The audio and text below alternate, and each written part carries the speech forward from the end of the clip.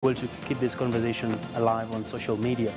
Well, let's take it down to Mombasa now. Kenyans could take the fast train ride from Nairobi to Mombasa come the 1st of June this year as the government works round the clock to deliver on its promises. Transport and Infrastructure Cabinet Secretary James Macharia says the standard gauge railway project is on course and will be completed by early May before it is operationalized. Here's more.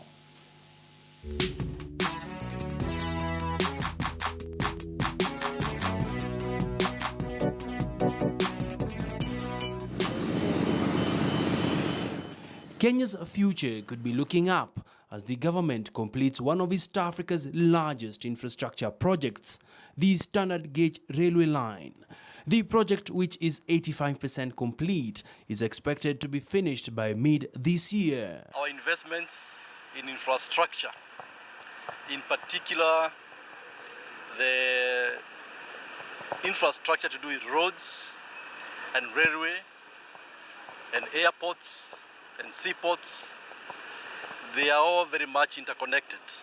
Built at a tune of 327 billion shillings, courtesy of a joint venture between the Chinese and Kenyan governments, the SGR is billed as a game changer for the region as it is envisioned to link at least 4 countries. The mega project will hand importers a sigh of relief as it will cut travel costs by nearly 40%.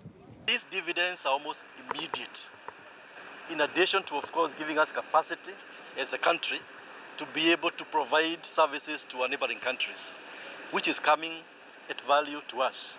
So let me just reiterate that in terms of the returns, they are immediate. You cannot really compare the investment you're putting here with the return which you shall get.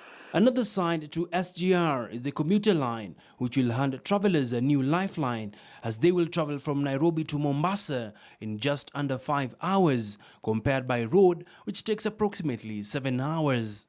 To be a ceremonial ride, but there will be many Kenyans riding. The day after, you can pay to get to Nairobi or vice versa. And there will be 2 trains, one from Nairobi and one from Mombasa. As we commercialize the operations between June and December. So we are encouraging Kenyans to book early because the demand is very high.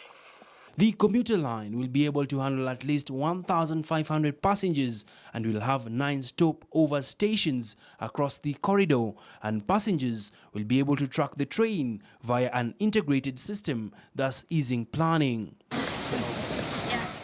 The main terminus station in Mombasa is fast approaching completion and is expected to serve as the nerve center for cargo as well as passengers. With the standard gauge railway project nearing its tail end, many Kenyans will be waiting with bated breath to take a ride in the inaugural ride from Mombasa to Nairobi, expected to be flagged off by the president. This is set to cut travel costs by nearly 40% and also make you travel from Mombasa to Nairobi at just 4 hours. Despite the hype around the SGR, questions have arisen over the procured locomotives and whether Kenya got the best deal out of the project. The SGR, which is designed to be powered on diesel fuel, is considered by observers a costly affair.